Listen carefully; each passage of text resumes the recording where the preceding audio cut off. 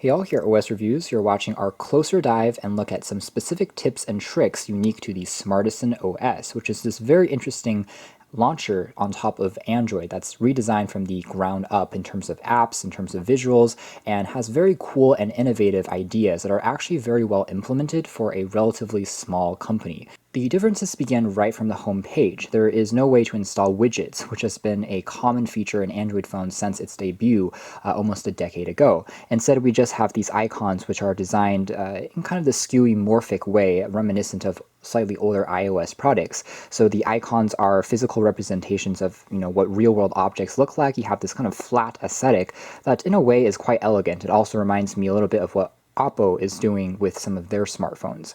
So as a whole, there's no way to add widgets. There's also no consolidated app tray. Instead, we have just unlimited pages that we can populate with our apps and programs as we download more. It definitely is a unique look. The drag down notification shade does not give us access to quick launch shortcuts to things like access to Wi-Fi, Bluetooth, screensavers, things like that. Instead, I have to tap on the multitasking key, and this is where I can find all my open programs in addition to some of these software tweaks that I may want to turn on or off. So another interesting change. One of the more useful changes that we can immediately notice, however, is what's called One Step. So One Step is this quick launch shortcut that I can use and access from any corner of the display, even when I'm already launched into a different app. And it pulls up this launcher on the side that gives me access to commonly used programs as well as currently open programs on the phone. So I can very quickly multitask between different types of open tabs like the browser or onto YouTube and switch back and forth. The idea is pretty similar to a desktop class operating system such as macOS, Linux, or Ubuntu. It's pretty clever, and it also gives me quick shortcuts to things like clipboard as well as files and images. Basically, I can save an image or a text just by holding on it, and then I can jump into a different app, such as a messaging app like Facebook or Twitter or Chrome, and then copy and paste that content over, including graphics as well as text. So it gives me these quick shortcuts that I can pull through any tab to quickly launch back and forth between lots of open programs. It also shrinks down the screen size ever so slightly, which makes it maybe slightly easier to use in one-handed on a slightly larger phone like the Nut Pro 2, which has this 6-inch panel. So that's a pretty unique feature. Now, you don't even have to use the gesture of pulling from one of the sides of the display to access One Step. You can also access this launcher by tapping and holding the left key on the Nut Pro 2 along with the bottom volume rocker at the same time. So doing this will automatically pull this up, and once you release it, it will put it back into this full screen mode to save on screen space. So if you want to really quickly jump into, let's say, Chrome and then release it, now I want to jump into, let's say, YouTube, I can also do that. So it gives you a very easy way to navigate back and forth just like that.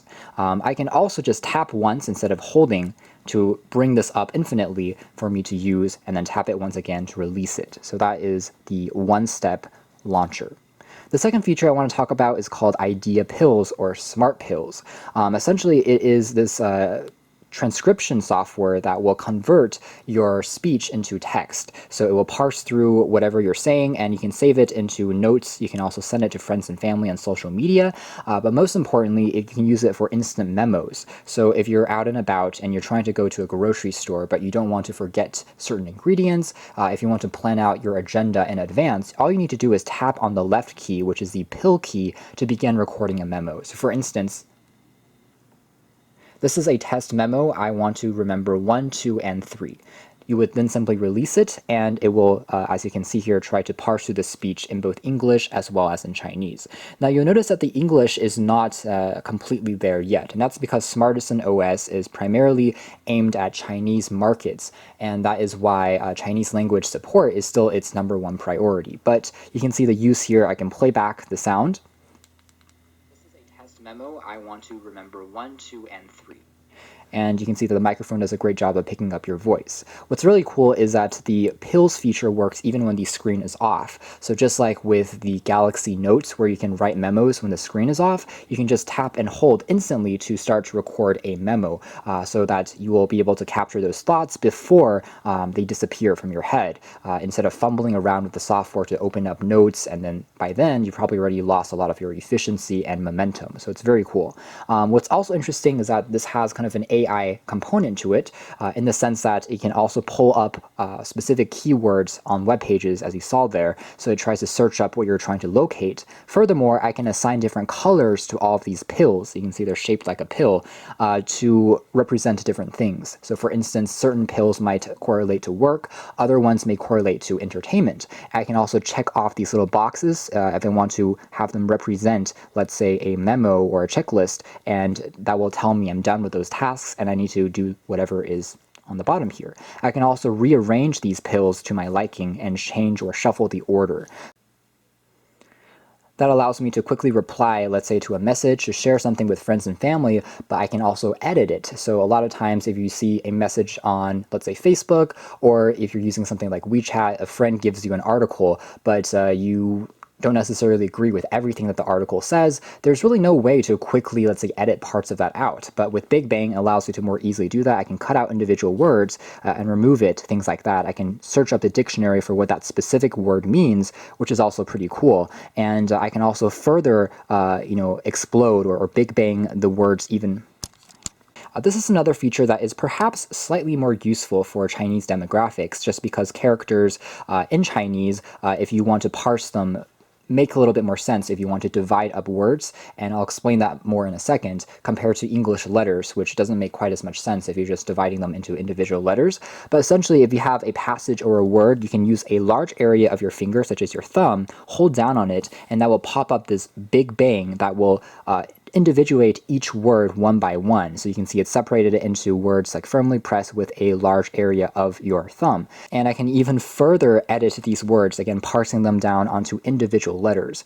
This is where characters, again, in Chinese, if you look at their roots, make a little bit more sense if you're going to edit those, just because I think the equivalent in English would be Latin roots. So if it was somehow able to parse them by roots, that would have a similar effect, maybe a bit more useful. But again, since English is still mainly a secondary consideration for Smartisan at the moment, but at least the function is still going to work. There's a cursor that you can use to move around your position, and from here I can add characters, I can rearrange them, I can shuffle, I can delete, as well as copy paste to my clipboard, and then send to friends and family. So that's a very cool feature. And Big Bang is a universal feature built onto the entire UI.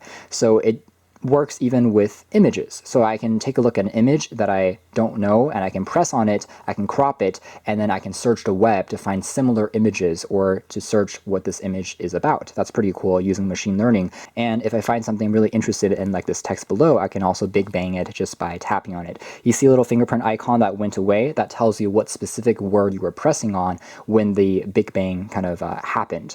So a very interesting, slightly quirky feature, perhaps not as useful to some, but if you're someone who's consistently replying to messages, always editing documents, this actually might be a pretty cool feature, especially if you are using it in the Chinese language. It actually recognizes your finger pretty well, so just light scrolls and taps won't work. It will try and find a larger surface area, and when it detects that, it will automatically pull up this feature. Another feature which I kind of alluded to in my review of the Smartisan Nut Pro 2 is called Fake Call. You can access this in the quick shortcuts just by opening up the multitasking tray, and this allows you to program, let's say someone's giving you a fake incoming call if you're in a difficult situation, for instance. You can even set up the time or duration. So for instance, it's going to call after 5 seconds, 30 seconds, a minute, 30 minutes, things like that. I can also change the contact name displayed when the call is coming in, and I can also change the role. So you can play around with different types of voice dialogues that have been programmed for the voice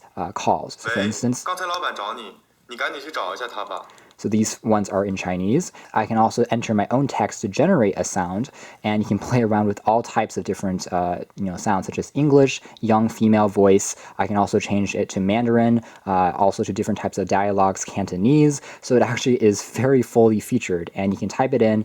You can insert pauses in the speech as well. So there's quite a lot of kind of computational linguistics going on with how this part is done. So if I'm satisfied, let's say John Doe is going to call me in 5 seconds, and I'm chatting to someone, I want to leave now, in about 5 seconds I'll get that call on the phone.